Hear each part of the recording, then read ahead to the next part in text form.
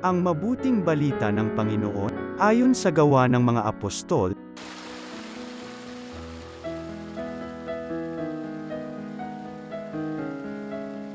Noong mga araw na yon, sinimulang usigan ni Haring Herodes ang ilang kaanib ng simbahan.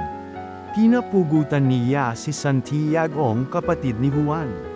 Nang makita niyang ito'y ikinalugod ng mga Hudyo, si Pedro naman ang kanyang ipinadakip. Nangyari ito noong pista ng tinapay na walang lebadura. Pagkadakip kay Pedro, ito'y ikinulang at pinabantayan sa 4 na pangkat ng tig-4 na kawal.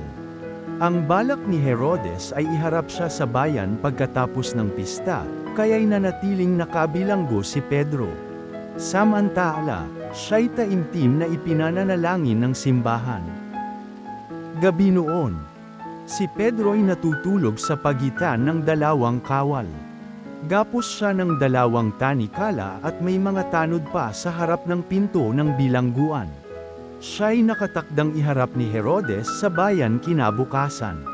Walang ano-ano'y lumitaw ang isang anghel ng Panginoon, at nagliwanag na mabuti sa silid-piitan. Tinapak niya sa tagiliran si Pedro at ginising. "Bumangon ka, dali," wika ng anghel. Pagdakay nakalag ang mga tanikala sa kanyang mga kamay. "Magbihis ka't magsuot ng panyapak," sabi ng anghel. Gayon nga ang kanyang ginawa. Sinabi pa sa kanya ng anghel, "Magbalabal ka't sumunod sa akin."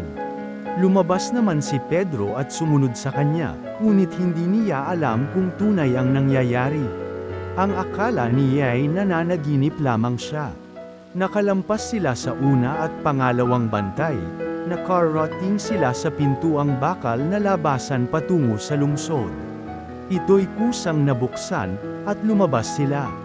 Pagkaraan nila sa isang kalye, biglang nawala ang anghel.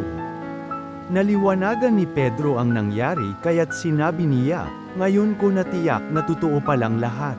Sinugo ng Panginoon ang kanyang anghel at iniligtas ako sa kamay ni Herodes at sa inaasahan ng mga Hudyo na mangyayari sa akin." Ang mabuting balita ng Panginoon.